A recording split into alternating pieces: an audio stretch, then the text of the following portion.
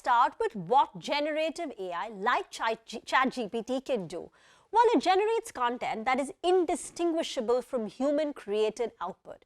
Think of it as a software writing a software.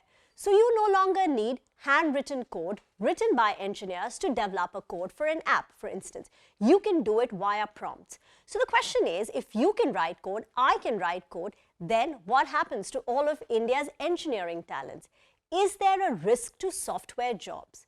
Well, it's hard to say right now conclusively, but experts do believe there is a possibility that lower-end software jobs can get impacted.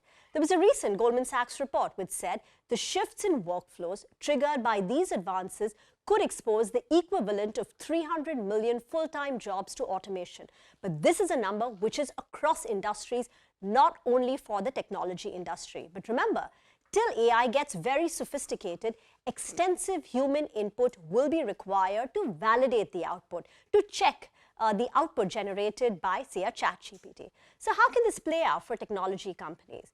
Well, for starters, IT companies may need to hire fewer people. That will help with their productivity.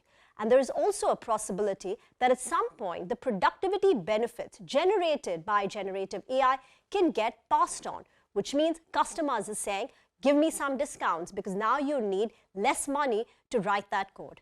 From an enterprise point of view, that's the customers of the IT vendors, will enterprises cut their technology spend because writing code, software development now takes less effort? Or will they keep their technology spend intact and use the productivity savings to focus on more technology projects? And also, the bigger and the more important question is, when does the significant impact of AI generative advancements start kicking in?